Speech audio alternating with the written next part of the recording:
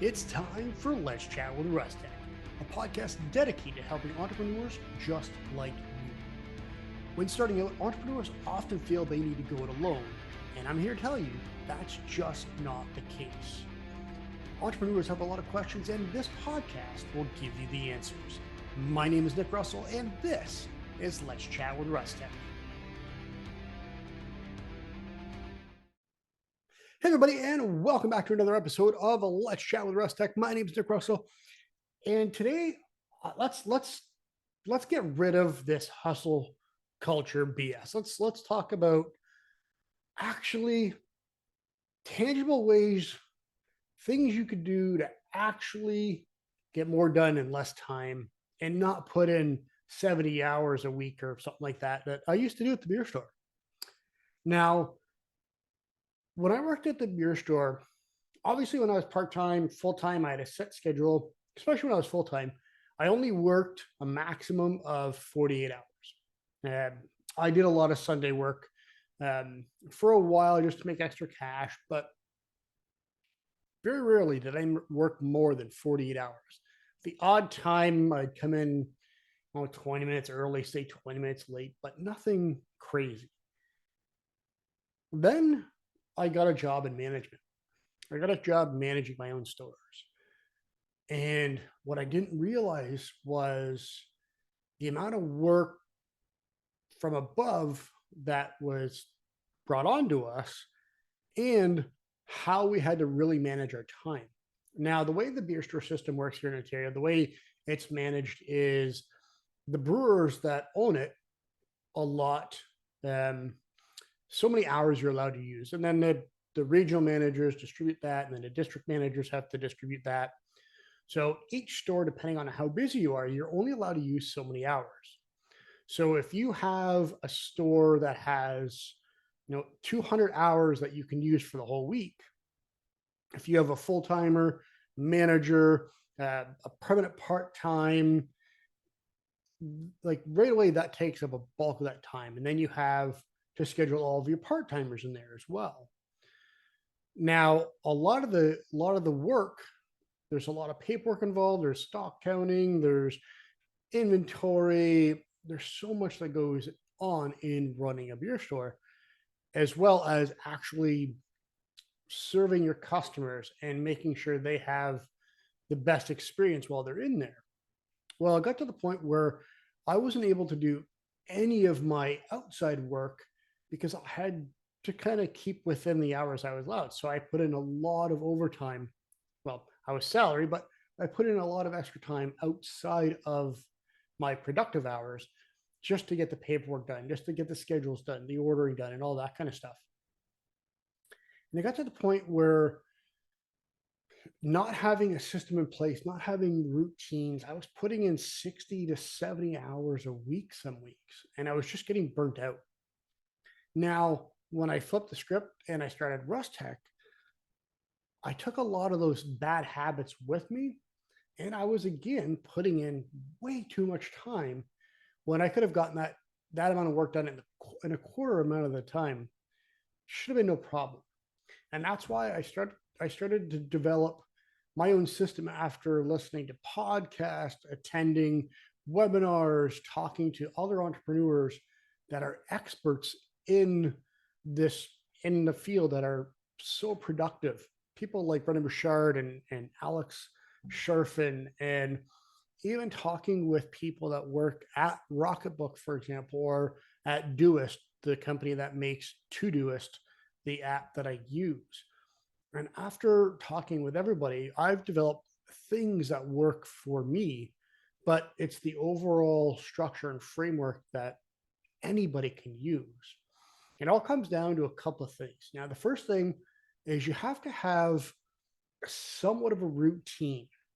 You kind of have to start planning out your day. And some of this will kind of jive with the other topics that we're going to talk about. But setting up a routine and having a structure or a framework in place for what you need to do. Okay. Now, that's something that I use Todoist for personally. Now, with Todoist, I'm able to set up daily tasks, weekly tasks, reoccurring tasks of things that I know that have to get done no matter what.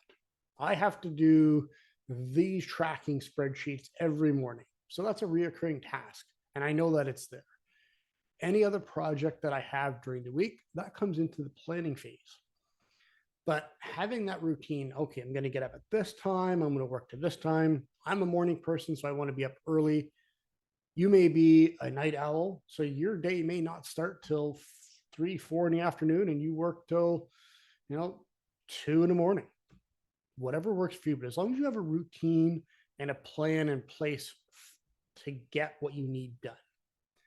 Now, that's where the time study comes in. Having a time study will show you how much time you're spending and where you could better allocate your time. And using that with, say, Google Calendar or whatever iPhone has for calendar or any other calendar for that matter, that's where the time blocking comes in. So for me, I sit down and I use my Rocketbook every Sunday and I plan out my entire week. What do I have coming up? All the different projects, all the what I have to do for clients, what I have to do for the business, the meetings that I have, everything is laid out. And then I go into Google Calendar. Okay, I'm going to block this time, and this time with many little breaks inside, with lunches blocked out, block this time out for meetings, and I lay everything out. So now I'm going into the week. I know what I need to do. I plot that in my Todoist, so I have tangible tasks that I actually have to click off. And then from there, I use my Rocketbook every single morning. I write a few things in there. I write, first of all, what I'm grateful for, just to kind of get me in that right mindset. And to continue on with that, I write an affirmation down and I write down what I'm excited about that day. If you have to do accounting, nobody's excited about doing accounting. But for me, that's something I'll put down that I'm excited about. And it kind of shifts my mindset a little bit to be a little more excited, get a little happy about doing a task that no one likes to do. And then from the book, Eat That Frog, I'm going to list the top 10 tasks that I have that day. So I'll take the top 10 things that I have up on Todoist. I will write the top 10 things down, the biggest tasks that have to get done. If those don't get done, the day is not considered successful. So I'll write that down and then I'll break that list to the top 3 tasks. What are the biggest, hardest things that have to get done right away? I'll get those tasks done first. And then when I'm done that, I'll break it down. I'll go to another 3, then another 3, and so on down the list until all of your tasks are done.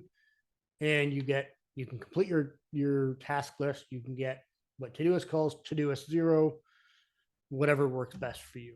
But that's kind of how I lay out my day. Now, I wanted to make it as simple as possible. And I want to give you all the tools that you need and see if they work for you. So if you go to rustekmedia.com/productivity, I'm going to have the link to get your own very own Rocketbook, which there's quite a few sales on right now. I'm going to give you Todoist Pro for free for the next 2 months. Give that a try, as well as I'm going to give you a free time study. Okay. So if you get all of those things, you're pretty much set.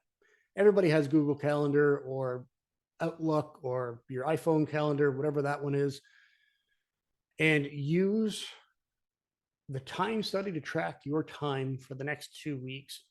Use Todoist to kind of plan out your day as well as your Rocketbook. The Fusion and the Planner are right now. I'm using the Planner. I'm going to be switching to the Rocketbook Pro with the planning packs that are with that. So those are an option if you want a more professional, easier to swap out planner. The Pro is the best choice out there. But like I said, the Planner is amazing, as well as the Fusion Planner is a really good planner. I've used that before. I kind of have a morphed. I've taken all the note pages out of the Fusion and put them in with my Planner. So it's a little bit of a bigger Rocketbook, but it's everything I need all in one. So with that said, head to rustekmedia.com/productivity, give those tools a try, and let me know what you think. So with all of that said, hopefully you enjoyed this week's podcast, and I can't wait to chat with you again next week. hold up one quick second. Now, this is not an offer. I'm not making anything on this, but I want to help and give you the tools that I use that will help you be way more productive, get a lot done in a lot less time, and hopefully stop this whole hustle culture. Stop working 70 hours a week, 60 hours a week. Get what you were doing in 70 hours done in maybe 30 hours. Now, the tools that I use, first and foremost, is Rocketbook planners. Now, I currently use the Rocketbook Panda Planner, but there's a whole handful of Rocketbooks that will help you. Now, the second thing I want to give you is a time study that we made just for you. So it's 2 weeks of tracking everything you do so you can better understand where your time's spent, and then you could readjust and plan and use that to get more done in less time. And lastly, I want to give you Todoist Pro for free for the next 2 months. That's it. Rocketbook, go ahead, browse their site, and pick what works best for you. I'm going to give you our free time study, and I'm going to give you Todoist Pro for free for the next 2 months. All you have to do is head to rustekmedia.com/productivity, and you can check all those amazing tools out. Hopefully you enjoyed the podcast you just listened to, and I can't wait to chat with you again next week.